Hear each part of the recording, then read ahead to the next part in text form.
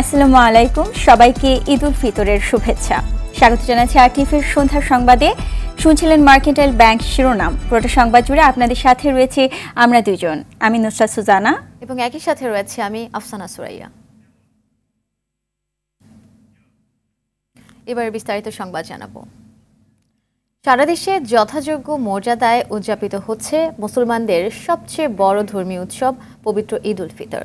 ঈদের প্রধান জামাত অনুষ্ঠিত হয়েছে সুপ্রিম কোর্ট প্রাঙ্গণে জাতীয় ঈদগাহে। রাষ্ট্রপতি, প্রধান বিচারপতি সহ হাজারো মানুষ নামাজ আদায় করেন সেখানে। জাতীয় মসজিদ বায়তুল মোকাররমে অনুষ্ঠিত হয় 5টি জামাত। নামাজ শেষে দেশের শান্তি ও সমৃদ্ধি কামনায় দোয়া করেন মুসল্লিরা। খান আলামিনের রিপোর্টে এরই বিস্তারিত দেখুন।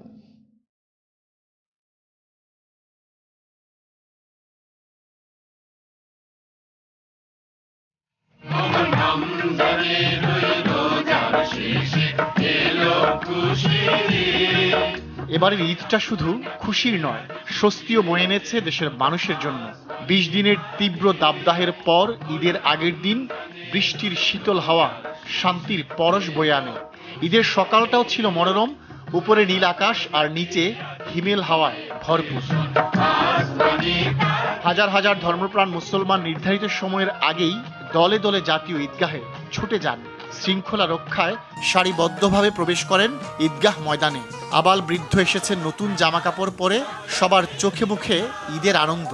সকালে চুল করেছি, সকালে খাইছি, জামা পরেছি, তারপরে আসছি। সকাল 8:30টায় জামাত অনুষ্ঠিত হয়। রাষ্ট্রপতি আব্দুল হামিদ, প্রধান বিচারপতি, মন্ত্রিপরিষদ সদস্য, সংসদ সদস্য, বিভিন্ন মুসলিম দেশের কূটনীতিক সহ সর্বস্তরের হাজারো মানুষ নামাজ আদায় করেন। ইমামতি করেন জাতীয় মসজিদ বায়তুল মোকাররমের খতিব মাওলানা মুফতি রুহুল আমিন। নামাজ শেষে খুতবা শোনেন মুসল্লিরা। মোনাজাতে দেশের শান্তি সমৃদ্ধি কামনায় দোয়া করা হয়। ঈদ উল ফিতর সকলের মঙ্গল এবং সুখ শান্তি ফিরে আসুক। পরে একে অপরের সাথে ঈদের আনন্দ ভাগাভাগি করে নেন সবাই। করোনার কারণে গত 3টি বছর নানা সীমাবদ্ধতার মধ্য দিয়ে উদযাপিত হয়েছে ঈদ। এবার সব কেটে গেছে, ঈদ ফিরে পেয়েছে তার চিরচেনা রূপ। এদিকে জাতীয় মসজিদ বায়তুল মোকাররমে পবিত্র ঈদ উল ফিতরের প্রথম জামাত অনুষ্ঠিত হয় সকাল 7টায়। বেলা 11:15 পর্যন্ত এখানে মোট 5 দফায় ঈদের নামাজ অনুষ্ঠিত হয়। খান আলামিন, আরটিভি, ঢাকা।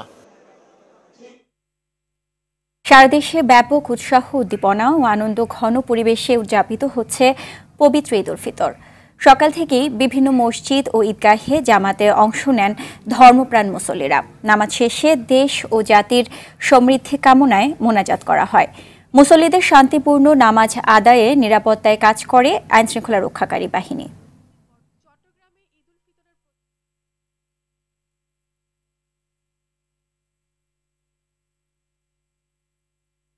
মানব সেবার ব্রত নিয়ে সমাজের দরিদ্র মানুষের মুখে হাসি ফোটাতে সবার প্রতি আহ্বান জানালেন রাষ্ট্রপতি মোহাম্মদ আব্দুল হামিদ। তিনি বলেন, ধনী দরিদ্র নির্বিশেষে ঈদের আনন্দ ভাগাভাগি করে নিতে হবে। 10 বছর দায়িত্ব পালনের পর শেষবারের মতো বঙ্গভবনে ঈদ শুভেচ্ছা বিনিময় করে দেশবাসীর উদ্দেশ্যে রাষ্ট্রপতি এসব কথা বলেন।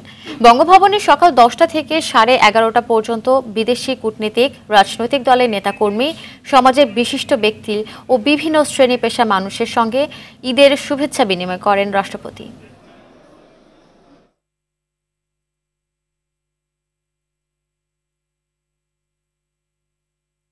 স্বাধীনতা বিরোধী চক্র ও দুর্নীতিবাজরা ক্ষমতায় এলে দেশ তছনছ করে দেবে, ব্যাহত হবে উন্নয়ন, এমন মন্তব্য করলেন প্রধানমন্ত্রী শেখ হাসিনা।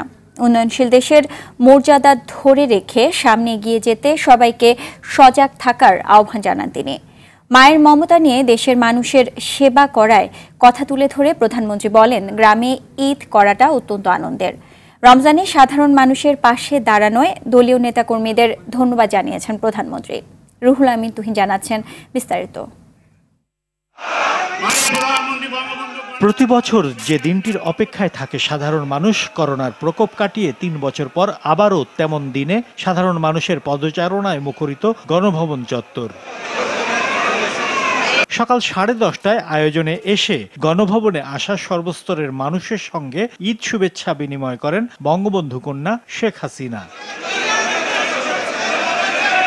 মহামারী কিংবা যুদ্ধ পরিস্থিতিতেও দারিদ্র্যের হার কমেছে, অর্থনীতি সচল আছে। এই অগ্রযাত্রার ধারাবাহিকতা রক্ষার আহ্বান জানিয়ে প্রধানমন্ত্রী বলেন, বাংলাদেশে যেন আর কোনোদিন দুঃশাসন ফিরে না আসে। যারা এই ধরনের জীবন্ত মানুষ পুড়িয়ে মারতে পারে, তারা পারে না এরকম কোনো দুষ্কর্ম নাই, যারা তারা পারে না। কাজে এদের ব্যাপারে সকলকে সজাগ থাকতে হবে এবং এরা কারা আপনারা তা ভালো করেই জানেন। আর বাংলাদেশে যেন ওই রকম দুঃশাসন আর না আসে।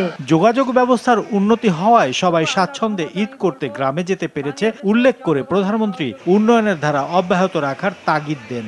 আগামীতেও নির্বাচন হবে, আমি জানি জনগণের কাছে এটাই আমাদের কামনা থাকবে যে উন্নয়নের যে ধারাটা আমরা সূচিত করেছি, এই উন্নয়নশীল দেশ হিসেবে যেন আমরা প্রতিষ্ঠা করে দিয়ে যেতে পারি বাংলাদেশকে। বা যুদ্ধ অপরাধী বা খুনি, ওই গ্রেনেড হামলাকারী, দুর্নীতিবাজ এরা যদি ক্ষমতায় আসে তো এই দেশটাকে আবার ধ্বংস করে দেবে, তছনছ করে দেবে, সকল অগ্রযাত্রা নষ্ট করে দেবে।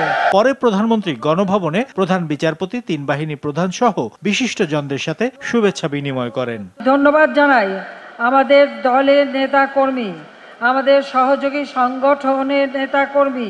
রুহুল আমিন তুহিন, RTV, ঢাকা। যার যার এলাকায় দেশের নীরব দুর্ভিক্ষ চলছে বলে মন্তব্য করে বিএনপি মহাসচিব মির্জা ফখরুল ইসলাম আলমগীর বলেছেন, এবারে ঈদ জনগণের জন্য বেদনাদায়ক। ঈদ উল ফিতর উপলক্ষে নেতাকর্মীদের নিয়ে শেরেবাংলা নগরে বিএনপির প্রতিষ্ঠাতা জিয়াউর রহমানের সমাধিতে শ্রদ্ধা জানানো শেষে একথা বলেন তিনি। গণমাধ্যমকে ব্যবহার করে দেশ ভালো চলছে বলে সরকার মিথ্যা প্রচার চালাচ্ছে বলেও অভিযোগ করেন ফখরুল। সরকারের পদত্যাগের মধ্য দিয়ে জনগণ তাদের অধিকার ফিরিয়ে আনবে বলেও মন্তব্য করেন বিএনপি মহাসচিব।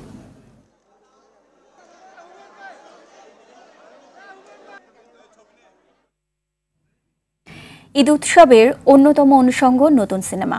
ঈদ মানেই দেশজুড়ে একাধিক সিনেমার মুক্তি। এবারের ঈদেও ব্যতিক্রম হচ্ছে না তার। মুক্তি পাচ্ছে বেশ কয়েকটি ছবি।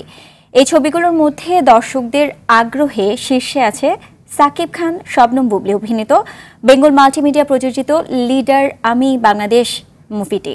আজ মুক্তির পরপরই ছবিটি দেখতে প্রেক্ষাগৃহে ঢল নেমেছে সিনেমা প্রেমীদের। বিস্তারিত জানাচ্ছেন মাহফুজুর রহমান। ঢালিউড আর শাকিব খান যেন সমার্থক। 2 যুগ ধরে দাপটের সঙ্গে রূপালী পর্দায় অভিনয় করছেন কিং খান। প্রতি ঈদে একাধিক ছবি নিয়ে দর্শকদের সামনে হাজির হন এই সুপারস্টার। বক্স অফিসে ঢেউ তোলে সেসব ছবি, পায় বিপুল বাণিজ্যিক সাফল্য। এবারের ঈদে দেশের শীর্ষ নায়ক শাকিব খানের মাত্র একটি ছবি মুক্তি পাচ্ছে। তপু খান পরিচালিত লিডার আমি বাংলাদেশ নামের এই ছবিটিকে ঘিরে আগে থেকেই ছিল আলোচনা। টিজার প্রকাশের পর থেকে ভক্তদের মধ্যে পড়ে ব্যাপক সাড়া।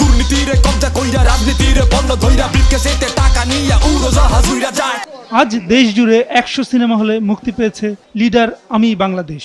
সাকিব বুবলি জুটির এই ছবিটি মুক্তির সঙ্গে সঙ্গেই দর্শকদের ভালোবাসায় ধন্য হয়েছে। সিনেমা হলগুলোতে লিডার আমি বাংলাদেশ দেখতে ঢল নেমেছে দর্শকদের।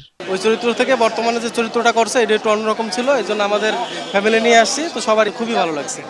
দর্শকরা বলছেন দীর্ঘদিন পর একটি পূর্ণাঙ্গ বিনোদনমূলক ছবি দেখতে পেয়েছেন তারা। একই সঙ্গে ছবি থেকে পেয়েছেন সামাজিক বার্তা। ছবিটা ভালোই ছিল, তাছাড়া বাস্তবের কিছু রূপ তুলে ধরা হয়েছে, আমাদের খুবই ভালো লাগছে। এটা মানে দেখার মতো, এটা অনেক কিছু শিকার আছে। অনেকদিন ধরেই মন্দা বাংলা সিনেমার বাজার। সংশ্লিষ্টরা বলছেন লিডার আমি বাংলাদেশের মধ্য দিয়ে খরা কাটবে ঢালিউডের। দেখা মিলবে কাঙ্ক্ষিত সুপারহিট ছবি। সুরমা সুরমা দিনে তোমার সঙ্গে নিয়ে চলো যাব দূরে হারিয়ে। মাহফুজুর রহমান, RTV। দর্শক, আবারও ঈদ উল ফিতরের শুভেচ্ছা জানিয়ে শেষ করছি সন্ধ্যার সংবাদ। সবশেষ সংবাদ জানতে যে কোনো মোবাইল ফোন থেকে 2414 নম্বরে ডায়াল করুন। এবং রাতের সংবাদ 11:15টায় দেখার আমন্ত্রণ রইল। এতক্ষণ সাথে থাকার জন্য ধন্যবাদ সবাইকে। ধন্যবাদ।